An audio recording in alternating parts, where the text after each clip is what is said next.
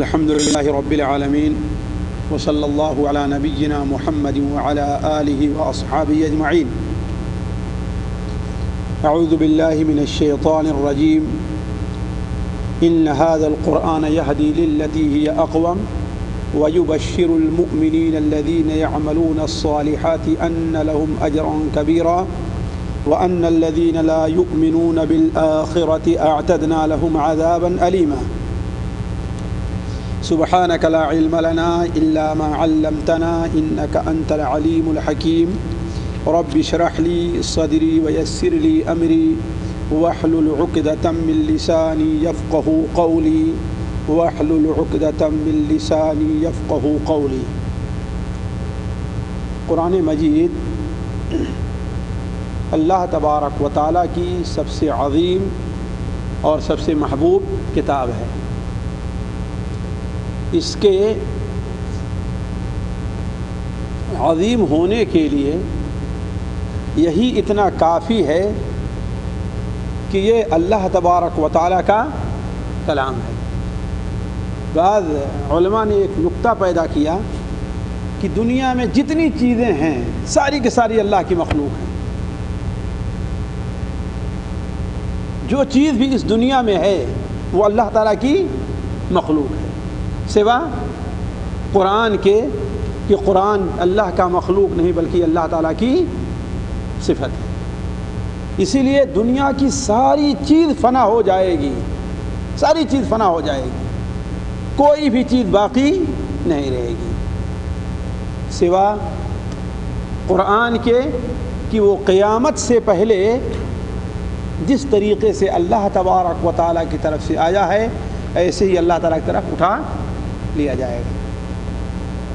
ایک رات ایسی آئے گی کہ لوگ اپنے پاس یہ مصحف لے کر کے سوئیں گے، اپنے گھروں میں رکھے ہوں گے، لیکن جب صبح کو اٹھیں گے تو کاغذ بالکل صاف رہے گا، اس میں قرآن مجید کا ایک حرف بھی باقی نہیں رہے گا۔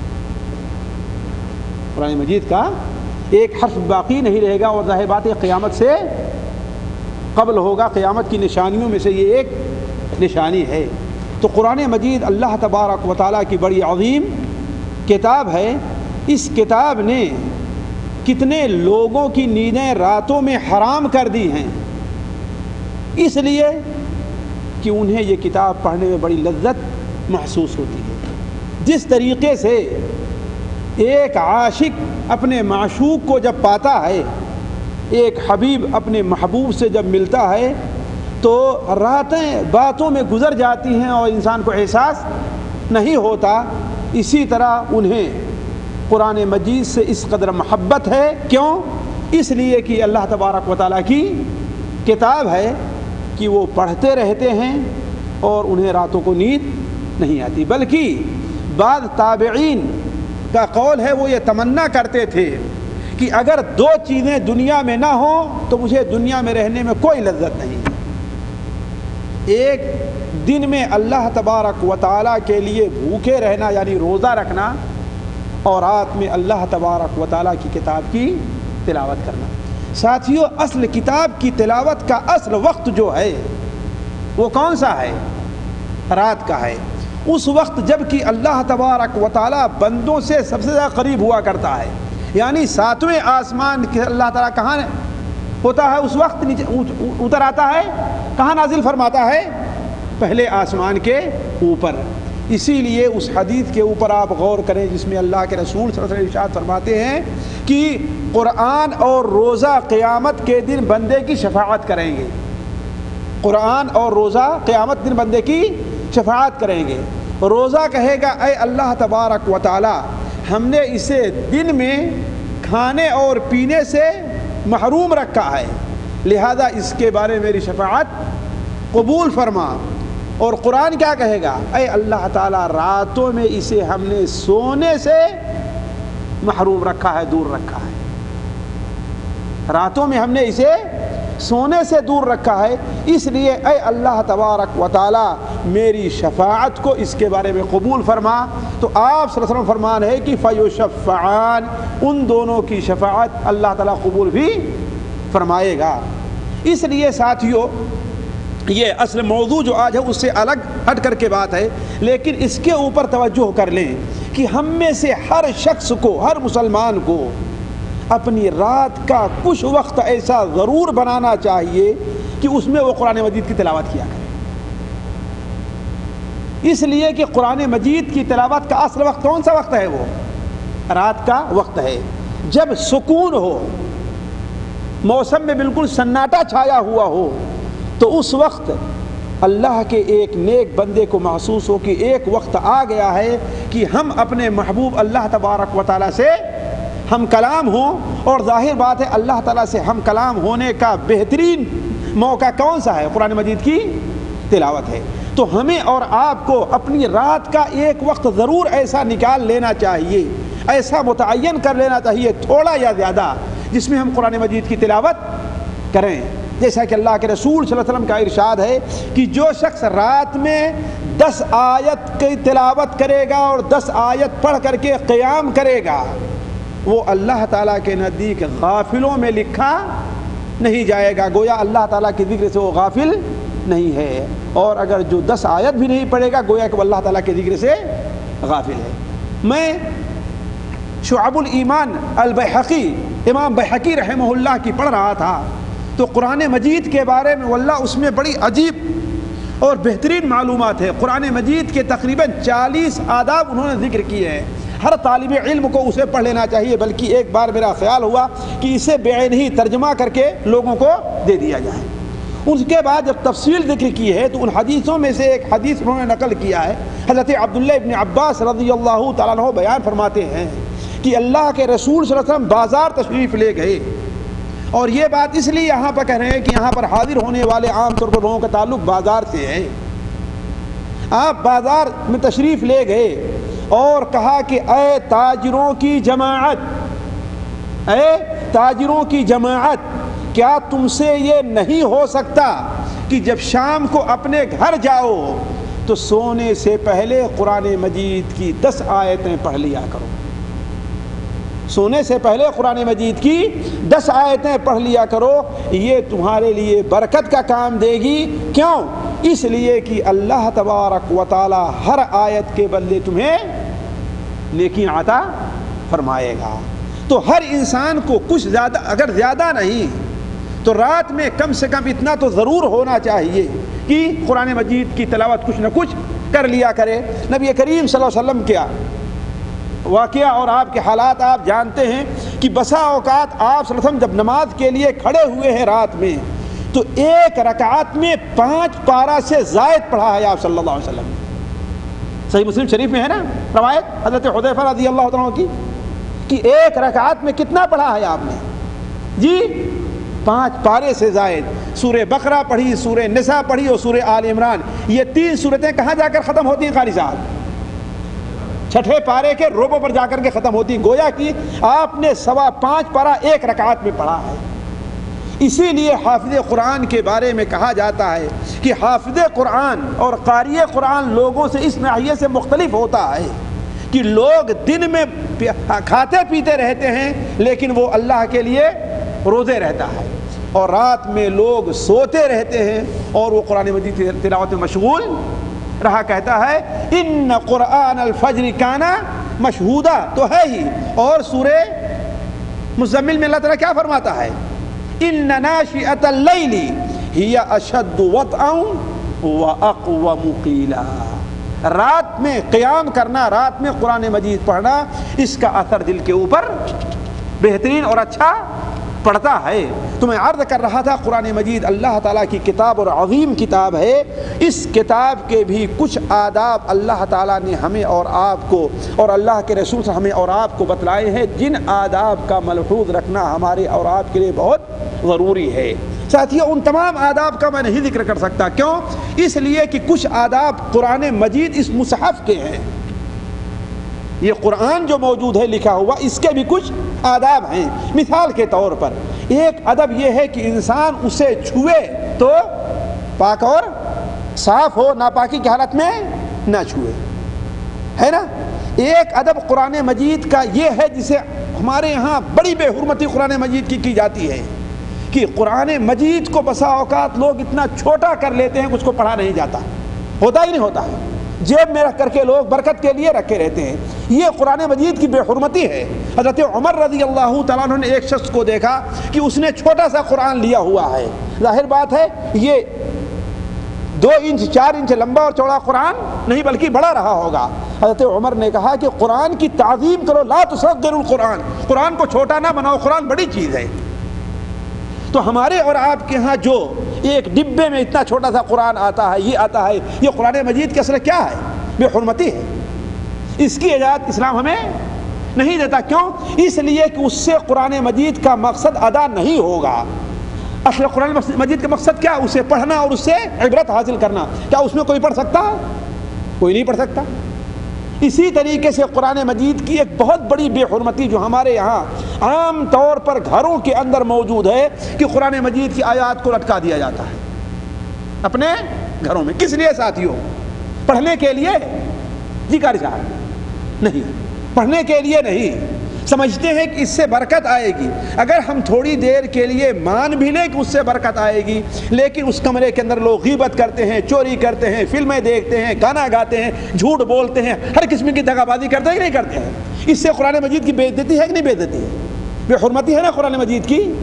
تو یہ چیزیں بھی شریعت کی نظر میں بالکل غلط ہے، یہ قرآن کے احترام اور مصحف کے احترام کے خلاف ہیں۔ تو میں قرآن مجید یعنی مصحف کا جو احترام ہے، میں اس سے ہٹ کر کے قرآن مجید کی تلاوت کے جو آداب ہیں، میں اس طرف آپ لوگوں کو لانا چاہتا ہوں کہ قرآن مجید کی تلاوت کے آداب کیا ہیں۔ ساتھیوں دیکھیے، پہلا ادب قرآن مجید کا یہ ہے کہ قرآن مجید کی تلاوت کی جانی چاہیے اور پابندی سے تلاوت کی جانی چاہیے۔ سمجھ رہے ہیں نا؟ قرآن مجید کی تلاوت کی جائے اور پابندی سے۔ انسان کی زندگی کا، ایک مومن کی زندگی کا کوئی دن ایسا نہ گزرے کہ وہ قرآن مجید کی تلاوت نہ کرتا ہو، اپنے وقت کے لحاظ سے، اپنی فرصت کے لحاظ سے کم یا زیادہ۔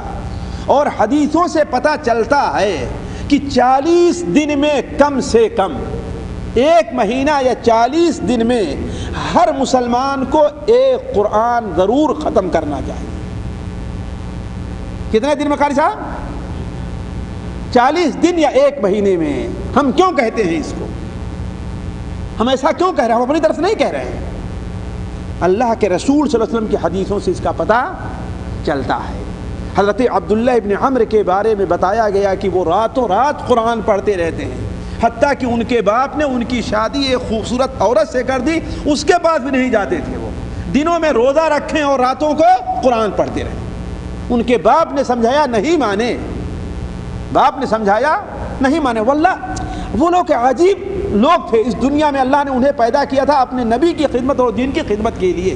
ہم اگر سوچیں تو ہم اور آپ کے سمجھ سے وہ چیز بات ہے۔ بھلا بتائیے، کسی کی بیوی خوبصورت ہو اور نہیں ہو اور اپنی بیوی کے پاس نہ جائے، کوئی رکاوٹ نہیں ہے، صرف کس لیے کہ وہ قرآن مجید کی تلاوت کر رہا ہے، دن میں روزے رکھتا ہے اور رات میں قرآن مجید کی تلاوت کرتا ہے۔ تو اللہ تعالیٰ نے اس قوم کو عجیب بنایا تھا، اور وہ لوگ اس لائق تھے کہ اللہ کے رسول کی صحبت اختیار کرتے۔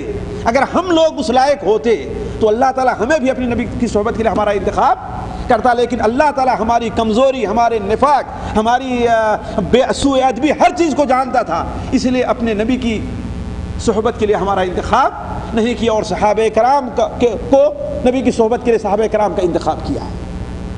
حضرت عبداللہ ابن عمر کو جو آپ نے بلایا، کہا کہ اب عبداللہ ابن عمر ہمیں تمہارے بارے میں معلوم ہے ایسا ایسا۔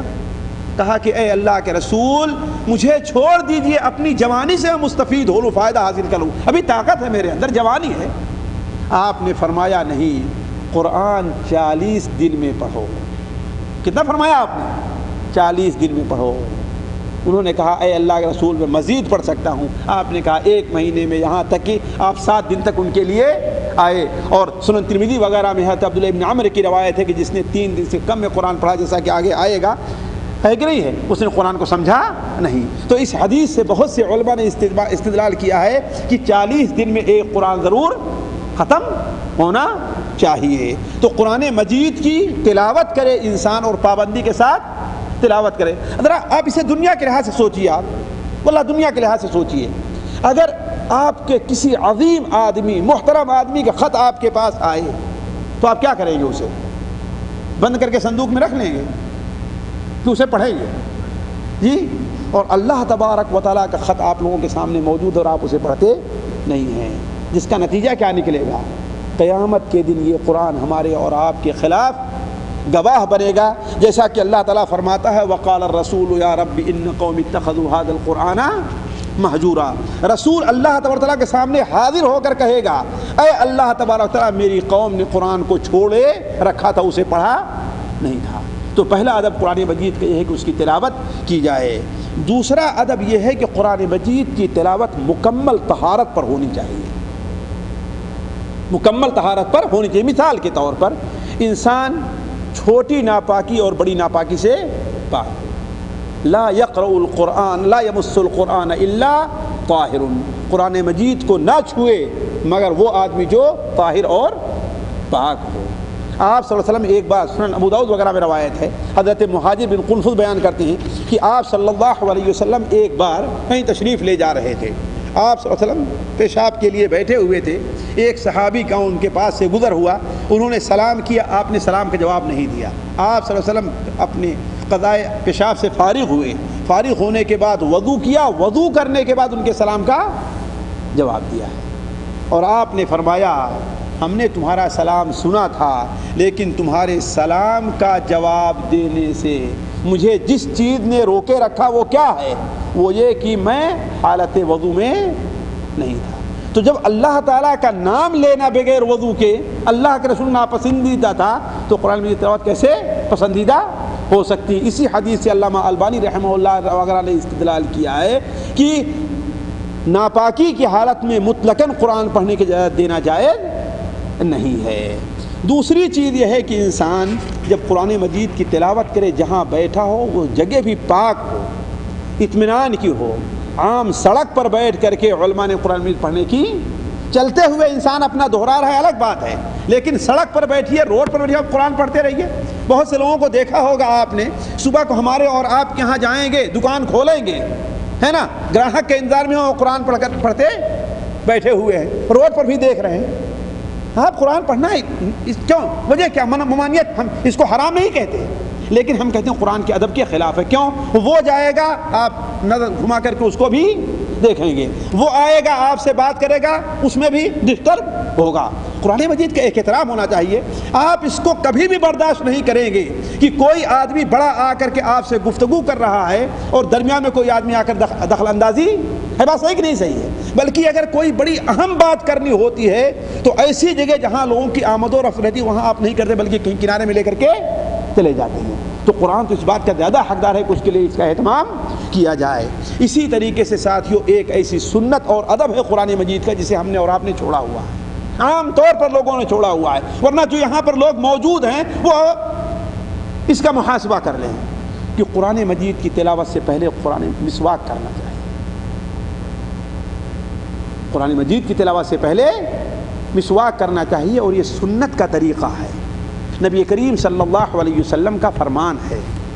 حضرت علی رضی اللہ تعالیٰ عنہ کی روایت سنن ابن ماجہ میں اختصار کے ساتھ اور مسند بزار وغیرہ میں تفصیل سے ہے کہ حضرت علی رضی بیان فرماتے ہیں کہ اللہ کے رسول صلی اللہ علیہ وسلم کا ارشاد ہے کہ بندہ جب مسواک کرتا ہے، ذرا دیکھیں یہی شروع کیا ہے آپ نے، بندہ جب مسواک کرتا ہے پھر نماز پڑھنے کے لیے کھڑا ہوتا ہے تو ایک فرشتہ اس کے پیچھے سے آتا ہے، آہستہ آہستہ آہستہ آہستہ آہستہ آہستہ آ کر کے اپنا منہ قرآن پڑھنے والے کے منہ پر لگا دیتا ہے، اور قرآن کا ایک لفظ بھی پڑھنے والے کے منہ سے جو نکلتا ہے تو فرشتے کے اندر داخل ہو جاتا ہے. یہ حدیث بیان فرماتے ہوئے آپ نے فرمایا فَطَهِّرُوا أَفْوَاهَكُمْ لِلْقُرْآنِ، اے لوگو قرآن پڑھنے کے لیے اپنے منہ کو صاف کر لو، یعنی مسواک کر لو. تو قرآن مجید کی تلاوت کا ایک حق یہ بھی ہے کہ ہم قرآن مجید کی تلاوت کرنے لگے تو مسواک کر لیں.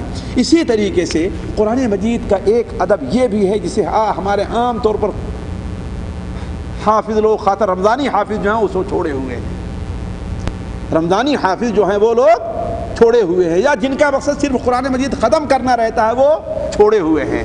وہ کیا ہے کہ قرآن مجید ٹھہر ٹھہر کر کر اور اطمینان سے پڑھا جائے، ایک ایک لفظ سننے والا سمجھے کہ ہاں کیا پڑھ رہا ہے، یہ نہیں کہ پوری رات میں شبیرہ چلتا ہے نا ہمارے یہاں، یہ بدعت ہے، پتہ نہیں کیسے ہمارے یہاں لوگوں نے اجازت دے دی ہے، کوئی عالم دنیا کا اس کی اجازت نہیں دیتا ہے، یہ جاہلوں کی بدعت ہے، چھوٹے مولویوں کی بدعت ہے۔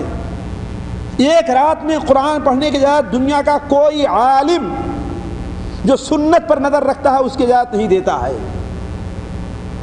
شبینہ کرنا، خاص طور پر اگر اس میں شبینہ پڑھنے والے کو آپ دیکھیں تو اس قدر تیزی کے ساتھ پڑھتے ہیں کوئی سمجھ نہیں پتا کیا پڑھ رہے ہیں، بات صحیح کہ نہیں صحیح ہے؟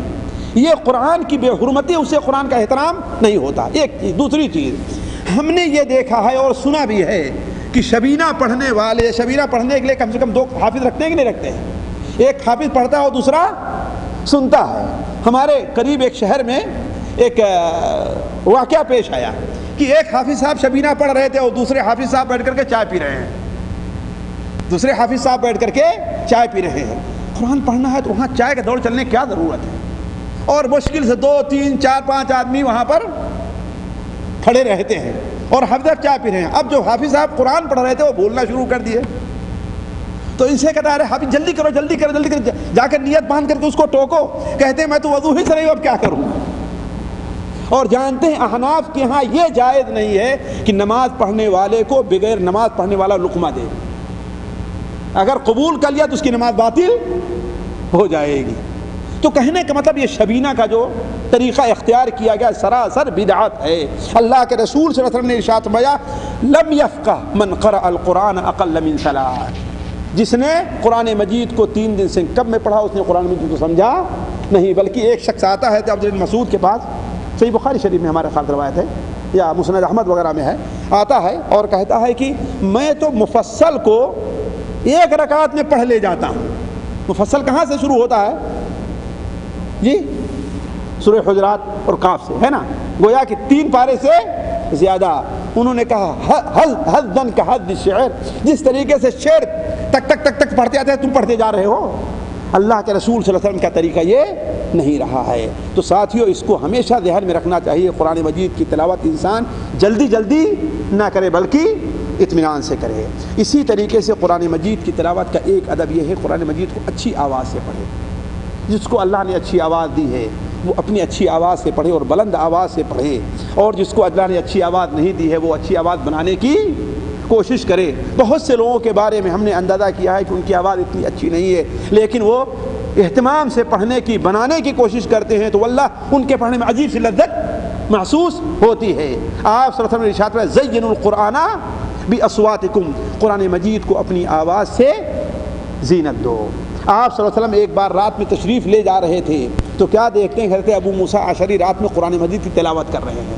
آپ کان لگا کر کے ان کی تلاوت سننے لگے اور کچھ بولے نہیں، اور صبح کو جب آپ ان کی خدمت میں آئے تو آپ نے کہا کہ اے ابو موسیٰ، آج میں تمہارے قرآن کو سن رہا تھا، کاش کہ تم دیکھتے، لقد اوتیا مزمارا من مزامیر آل داؤد، آل داؤد کا جو بانسری تھی یعنی ایک راگ تھی وہ ان کو دی گئی ہے۔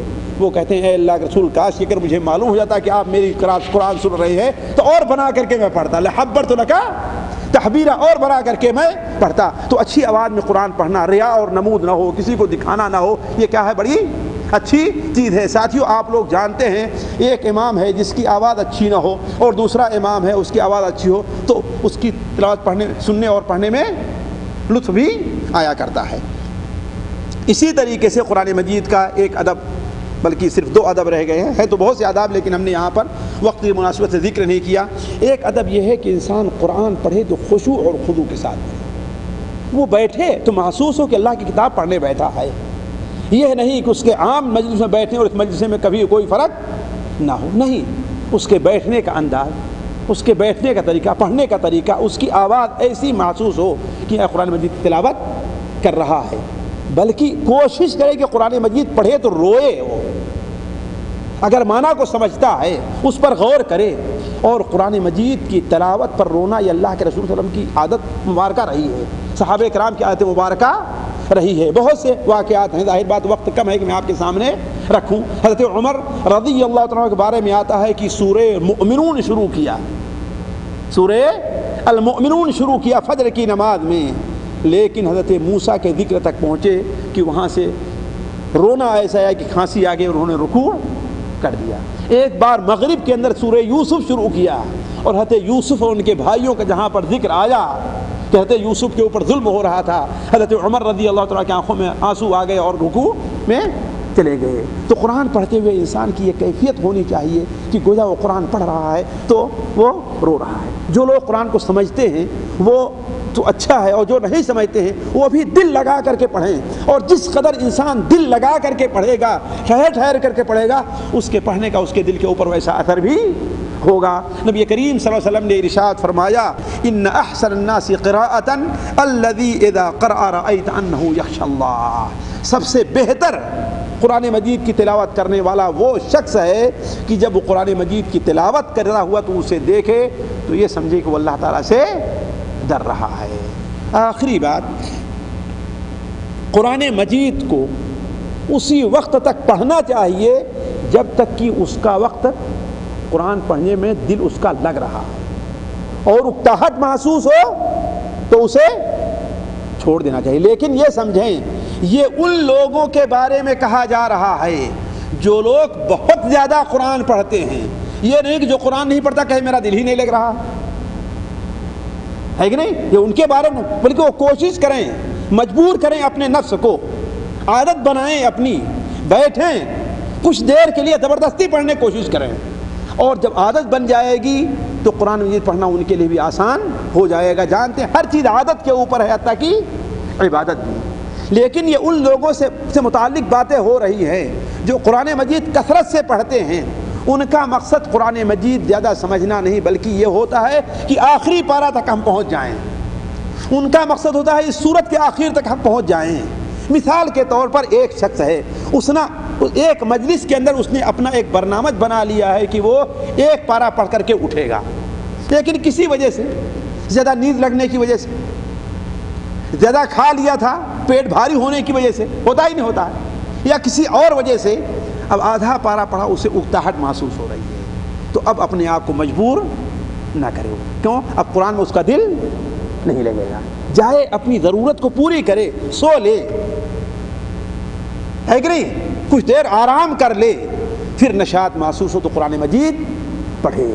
قرآن مجید پڑھنے کا یہ بڑا اہم ادب ہے، جس سے بہت سے لوگوں نے جن کا مقصد قرآن مجید ختم کرنا رہتا ہے وہ اس کو چھیڑے رہتے ہیں۔ اللہ کے رسول صلی اللہ علیہ وسلم نے ارشاد میں، صحیح بخاری شریف میں روایت ہے، اقرؤوا القرآن ما اتلفت علیہ قلوبکم، قرآن مجید پڑھو جہاں تک قرآن مجید پر تمہارے دل لگے رہیں، الفت محسوس کریں، تمہارا دل چاہ رہا ہے مزید پڑھنے کے لیے، لیکن فَإِذَا اخْتَلَفَتْ، جب اس میں کچھ اختلاف پیدا ہو گیا تو فَقُومُوا عَنْهُ، قرآن مجید چھوڑ کر کے اٹھ جاؤ۔ ساتھیو، یہ چند آداب تھے قرآن مجید کی تلاوت کے جو ہم نے آپ کے سامنے رکھے ہیں۔ اللہ تعالیٰ سے دعا ہے کہ اللہ تعالیٰ ہمیں اور آپ کو ان آداب کے اختیار کرنے کی توفیق عطا فرمائے۔ اللہ تعالیٰ ہمارے لیے قرآن مجید کو قیامت کے دن دلیل بنائے، ہمارے خلاف دلیل نہ بنائے۔ قرآن مجید ہمیں اور آپ کو جنت طرف لے جانے والا بنے، ہمیں اور آپ کو جہنم طرف دھکیل دینے والا نہ بنے۔ اللہ تعالیٰ قرآن مجید کو ہمارے اور آپ کے دلوں کی بہار اور دلوں کا نور بنا دے۔ سبحانک اللہم و بحمدک، اشہد ان لا الہ الا انت، استغفرک و اتوب الیک۔